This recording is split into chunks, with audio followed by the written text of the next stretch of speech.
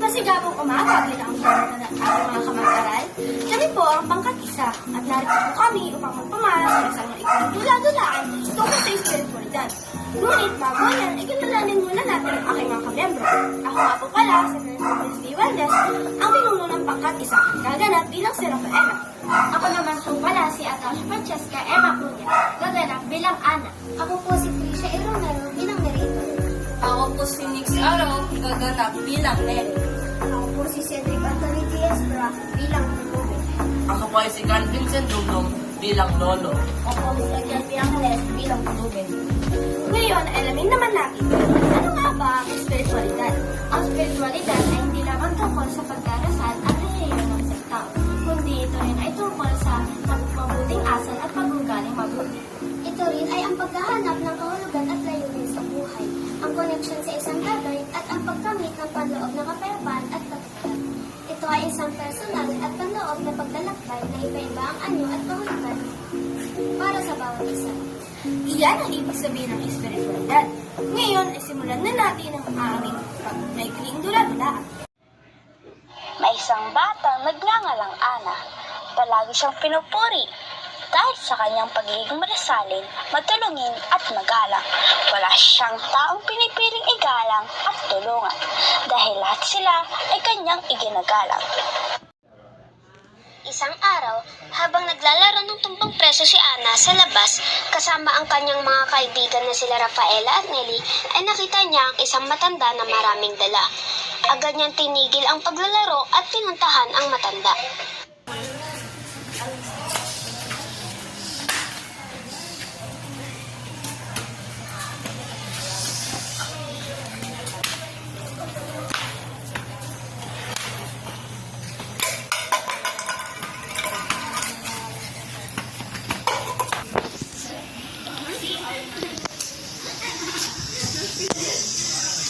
Lolo, kailangan niyo po ba ng tulong? Sige po, salamat po sa Diyos at may tumulong sa akin. Ngunit, bakit kayo mahirapan pa sa pagbitbit? Hindi ba? Hindi naman po, Lolo. Malapit lang naman po ang bahay ninyo sa amin. Halina po kayo.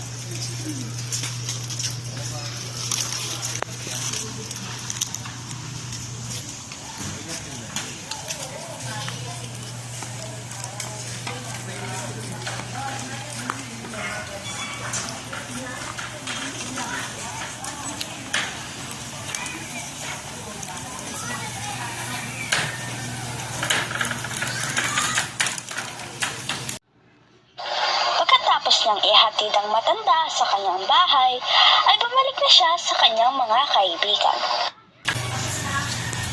Pasensya na kung hindi ako nakapagpaalam sa inyo. Baka kasi mapalo si Lolo, kaya sa siya nilapitan at tinulungan. Ngunit, hindi siya pinansin ng mga ito. Tigilan mo ang iyong pagpapanggap, Ana. Kilala ka namin, Ana. Naaalala mo ba ng mga batang sa tayo ay lagi ka namin kasama sa mga kalokohan at away natin? Kaya, tingnan mo lang yung pagkapanggap.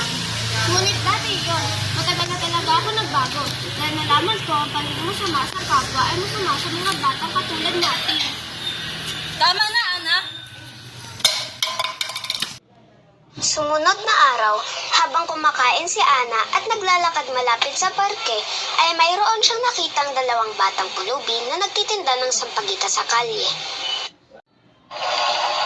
Agad niya itong nilapitan at ibinigay ang kanyang tinapay na dala-dala. Nakita niya ang mga batang nagtitinda ng sampagita na sobrang gutom na nanlilimos ng pera at pagkain. Ate, kaya parehas po. Pagkilan po ng mga kain at nainom dahil mag-ano po kami kinakain. Gutom na po kami. Ito mga bata, tinapay sa inyo na lang. Akin na ito. Kaya nga, para hindi kayo mag-away ay dapat kayo matutong maghati. Makabait niyo po, ate. Tulungan ko na rin kayo magbenta ng bulaklak. Diba kaya naman?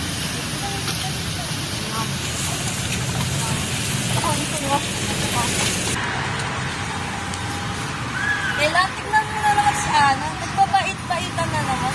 Kunwari, tinutulungan niya yung mga bata magbenta. Oo nga eh, tara, napitan natin. Tara. Hoy, Ana, ano ginagawa mo dyan? Masaya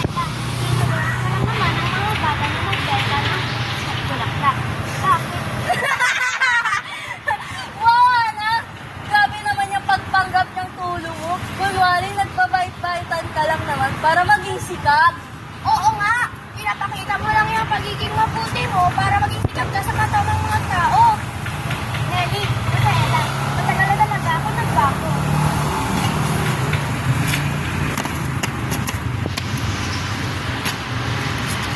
Mga bata, pasensya na kung nasira ko ang inyong mga paninda. Halika ate, gantihan natin sila. Hindi nararapat yan para sa iyong pamilya. Alam mo, hindi dapat tayo kumaganti. Hayaan na lang natin ang Diyos na sumagot ito. Dahil masama ang gumanti. Tama ka ate, pasensya lang. Babayaran ko na lang itong mga nasilang paninda.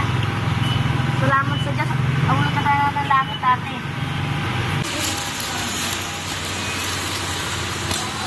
Kalimus ko.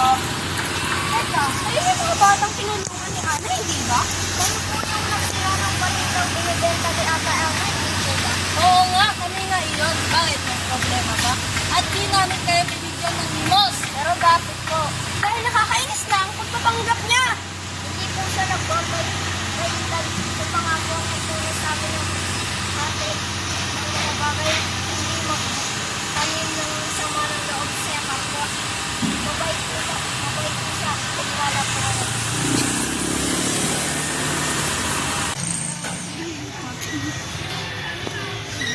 Maaari ninyo akong tulungan tumawid mga iha? Hindi! Pero bakit?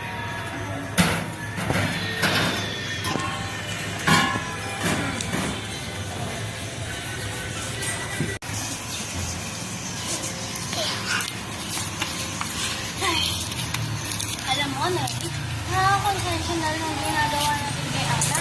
Naaawa na ako sa kanya. Oo nga, paano kung magbago na talaga siya at kaya na lang ang hindi? Ang bigat na sa kalooban. Alam ko na. Hindi na lang tayo ng tawad kay Ana at kay sa dalawang pulubi at yung maganda para hindi na tayo mabagabag. Sige, tara, para hindi kayo makukonsensya. Ano sa lang? Nelly, Rafaela, ayoko ng gulo. Hindi kami pumunta rito para manggulo. Gusto lang sana namin humingi ng tawad sa inyo sa mga nagawa namin kasalanan. Nakukonsensya kasi kami. Patawarin mo kami, Ana. Sana mabigyan mo kami ng pagkakataon.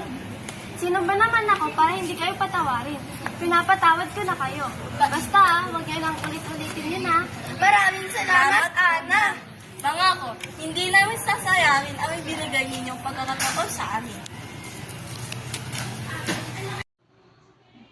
Matapos nito ay naging mas matibay na ang pagkakaibigan nilang tatlo. Nagbago na rin si Rafaela at Nelly at tumutulong na rin sila sa mga nangangailangan. Ang mahalagang aral ng kwento.